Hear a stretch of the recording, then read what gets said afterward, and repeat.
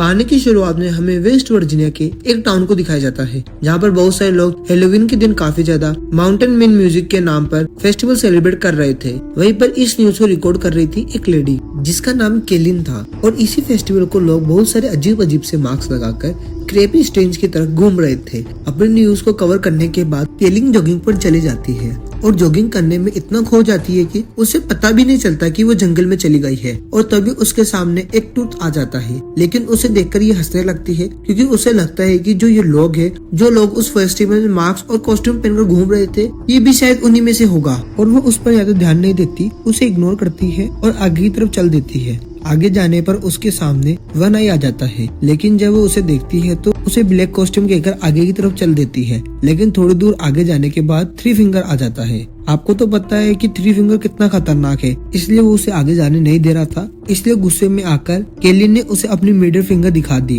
तभी अचानक से थ्री फिंगर उसकी उंगली काट देता है, जिसके बाद केलिन किसी तरह से अपनी जान बचाकर वहाँ से भागने लगता है। उसके पास एक दूसरा और आदमी आता है और उसकी हेल्प करने लगता है, और वो और कोई नहीं बल्कि मोनार था। वह उसकी हेल्प करने का नाटक करता है, जिसके बाद वो कुछ समय बिताता है तो मॉर्डन खुद ही उसे मार देता है। और यहाँ हमें अब जाकर पता चलता है कि वह तीनों भाई उसी के लिए काम कर रहे थे, और वह तीनों भाई पिछले पार्ट में उसे सेनेटोरियम से निकालकर अब मॉर्डन को मिल गया था। तीनों उसी के साथ रहकर काम कर रहे थे क्योंकि मॉर्डन भी उन्हीं के जैसे एक सीरियल किलर था, और वह भी इंसानों को मारने के बाद उसे उन्हीं के साथ खा जाता था। अब यहाँ से जो इनका प्लान था वह करते हैं, यानी कि किलर की बॉडी को अपने घर लेकर जाकर काटना शुरू कर देते हैं। लेकिन कुछ देर बाद हम देखते हैं कि मॉर्डन इन तीनों को डांट रहा था क्योंकि वह तीनों सही से सबूत को ठिकाने लगाते हैं, और वह तीनों मॉर्डन से काफी ज्यादा डर कर रहते थे। अब यहाँ से सीन शिफ्ट होता है और एक कार में 5 कॉलेज के स्टूडेंट को दिखाया जाता है, और ये सभी उन फेस्टिवल में जा रहे होते हैं।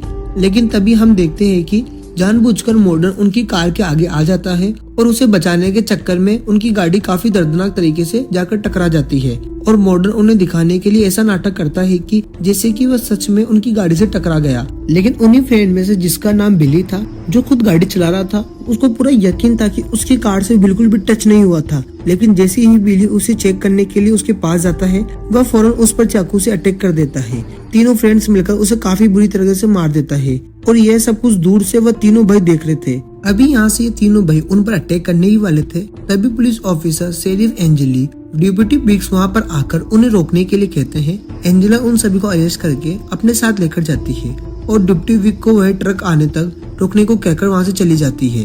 अब जैसे ये सभी वहाँ से निकलते हैं तो ये तीनों ब्रदर्स डिप्टी बिग्स पर अटैक कर देते हैं और काफी बेरहमी तरह से उसकी जान ले लेते हैं। और दूसरी तरफ बिली ये सारी की सारी ब्लेम खुद पर लेकर अपने दोस्त को आजाद कर देता है, जिसके बाद ये सभी दोस्त रात गुजारने के लिए एक होटल में रूम ले लेते हैं। यहाँ पर इन्वेस्टिगेशन करने के दौरान एंजल को पता चलता है कि मेनार्ड एक वांटेड किलर है, जिस पर इस बारे में हाईएस्ट अथॉरिटी को कॉल करेगी। इस बारे में वह लोग इसे सुबह लेकर जाने को कहते हैं। इस पर मेनार्ड कहता है कि वह सुबह तक जिंदा नहीं बचेगी। टाउन के सभी लोग फेस्टिवल से जा चुके थे और पूरा का पूरा टाउन खाली हो चुका था। जिसके बाद वह तीनों भाई अपने ट्रक की मदद से फोन टावर को नीचे गिरा देते हैं। ऐसा होते ही आसपास के सभी मोबाइल सिग्नल चले जाते हैं। इसके बाद वह लोग पावर प्लांट में चले जाते हैं। वहाँ जाकर वह तीनों पावर कट करने की कोशिश करने लगते हैं, लेकिन तभी वहाँ के सिक्योरिटी गार्ड उन्हें देख लेता है। पर जब वो उन्हें रोकने जाता है तो वह तीनों भाई उसे बिजली के तार पर फेंक देते हैं, जिससे उसकी बहुत बुरी तरह से मौत हो जाती है। जिसके बाद वह पावर काट देते हैं और पूरे टाउन की लाइट चली जाती है। एंजेला बाकी पुलिस ऑफिसर को कांटेक्ट करने की कोशिश करती है, लेकिन सभी के सभी फेस्टिवल में बिजी होते हैं। बिली की फ्रेंड क्रूज को खाना देने के लिए जाने लगती है, लेकिन थ्री फिंगर उसके पीछे पड़ जाता है और वह उसे काफी बुरी तरह से मार डालने की कोशिश करता है। वह अपनी जान बचाकर वहाँ से भागने की बहुत कोशिश करती है, पर ऐसा नहीं होता और थ्री फिंगर उसे पकड़कर मार देता है। तभी वहीं पर हम देखते हैं कि उन्हीं फ्रेंड में से जूलियन कहीं जा रहा होता है। रास्ते में ही थ्री फिंगर क्रूज को काट रहा होता है, लेकिन जूलियन की नजर उस पर नहीं पड़ती और वह अनजाने में वहाँ से निकल जाता है। जूलियन पुलिस स्टेशन पहुँचता है, तब बिली अपने दूसरे दोस्त क्रूज के बारे में पूछने लगता है। तभी उसकी बात सुनकर जूलिया उससे कहने लगता है कि क्रूज तुम्हारे पास आने के लिए निकल गई थी। पर हम लेटा को देखते हैं कि जो सावल लेने पीछे जाती है, और तभी 100 टूथ उन्हीं के फ्रेंड में से एक का जिसका नाम ग्रेस होता है उसे पकड़कर ले जाता है।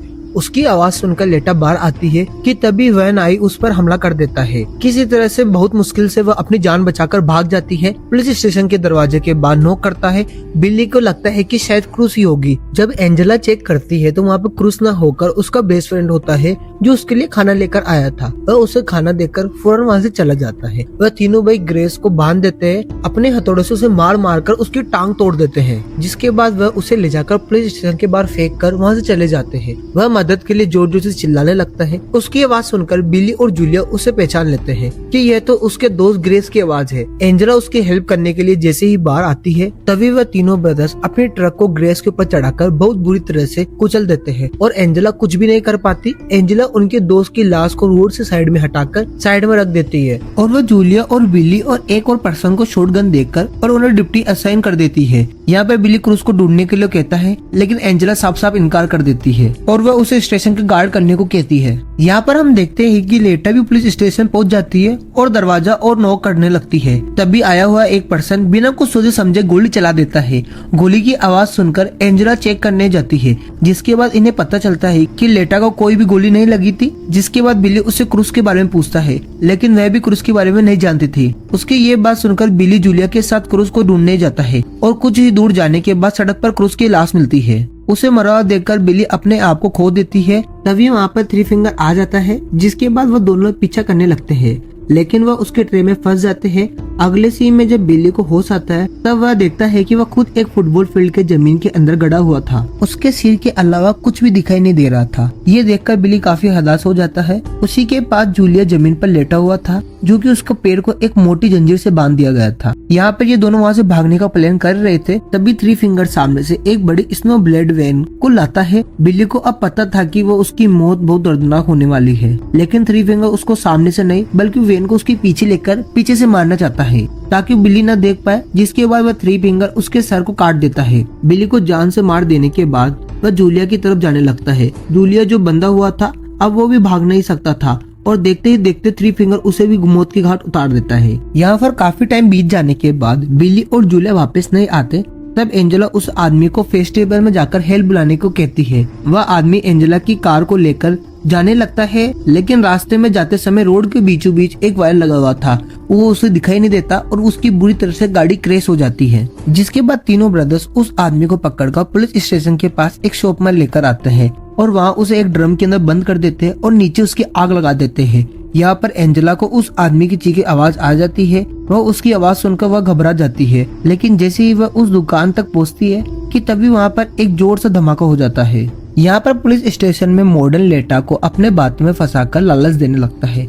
वो कहता है कि अगर उसे जाने दिया जाए तो वो उसे नहीं मारेगा और उसकी बातों को सुनकर लेटा उसकी बातों में फंस जाती है और वह मॉडर्न को वहाँ से निकाल देती है। लेकिन तभी मॉडर्न उसके बदले में उसे ये देता है कि उसकी आंखें निकाल लेता है, यानी उसकी आंखों को फोड़कर बाहर सड़क पर फेंक देता है। जिसके बाद वह चिल्लाती हुई बाहर जाती है और वहीं पर एंजेला उसे देख लेती है और उसके पास जाती है। लेकिन तभी मॉडर्न बाहर आकर लेटा को शूट करने ही वाला था, लेकिन उससे पहले ही एंजेला मॉडर्न के शोल्डर पर शूट कर देती है। जिसके बाद वो उन दोनों को पुलिस स्टेशन लेकर जाती है और मॉडर्न को दोबारा लॉकर में बंद करके खुद मदद लेने के लिए बाहर जाती है कि तभी बाहर उसके हस्बैंड की कार नजर आती है। कार के पास जाकर वो देखती है कि कार के अंदर उसका हस्बैंड किसी बुरी तरह से बंधा हुआ था, लेकिन उसे बिल्कुल भी नहीं पता था कि ये एक ट्रैप में है। उसके हस्बैंड के सिर के ऊपर एक तेज धार वाला चाकू लगाया गया था, जो उसका धागा कार के दरवाजे से लेपटा हुआ था। एंजेला अनजाने में दरवाजे को खोल देती है, जिसके बाद चाकू एंजेलिका के हस्बैंड के बीच में चिर जाता है। तभी अचानक से थ्री फिंगर अपने ट्रक को लेकर आता है और सीधा कार में टक्कर मार देता है, लेकिन एंजेलिया उसे देख लेती है और बच जाती है। लेकिन फौरन थ्री फिंगर बाहर निकलता है और एंजेलिका को पूरी तरह से मार देता है। वह इतना ज्यादा मारता है कि एंजेलिका अब उठने के लायक भी नहीं थी। दूसरी तरफ पुलिस स्टेशन में मिनार लेटा को पूरी लाइफ के लिए धमकाने लगता है। उसकी अजीब अजीब सी बातें सुनकर लेटा काफी डर जाती है और पागलों जैसी बिहेव करने लगती है और वहाँ से निकल जाती है। अब जब एंजेला को होश आता है तो वो देखता है कि वह पुलिस स्टेशन में खुद ही बंधी हुई है और वो तीनों ब्रदर स्टेशन में पेट्रोल छिड़क रहे होते हैं। मेनार्ड एंजेला को कहने लगता है कि उसके पास मरने के लिए दो चॉइस है, एक या तो वो जलकर मर जाता है या दूसरी तरफ उसके फेस पे एक शॉटगन अटैच है जिसका ट्रिगर उसके पैर के नीचे दबा हुआ है। जैसे ही एंजेलिका अपनी एड़ियां जमीन पर रखेगी उसका सिर उठ जाएगा, इसलिए मॉर्डन उसे दर्दनाक के साथ साथ एक आसान मौत चुनने को कहता है। ये कहकर वो पूरे स्टेशन को आग लगा देता है और जैसे ही बाहर आकर मॉर्डन अपने वैन में बैठता है तभी अंदर से गोली चलने की आवाज आती है और वो समझ जाता है कि एंजेलिका ने आसान मौत चुना है। यहाँ पर लेटा को देखते हैं कि वो चलते चलते एक रोड तक चली गई थी कि तभी एक गाड़ी की आवाज सुनाई देती है और वो उसे हेल्प मांगने लगती है, लेकिन वो वैन किसी और की नहीं बल्कि मेडन और थ्री फिंगर थी। थ्री फिंगर उसके पास आकर उसे अपने साथ लेकर आता है और अंदर मेडार लेटा को वेलकम कहता है, जिसके बाद वो उसे अपने साथ लेकर जाने लगता है। और इसी के साथ ये कहानी यहाँ पे खत्म हो जाती है। अगर आपको ये कहानी अच्छी लगी तो लाइक एंड सब्सक्राइब करें।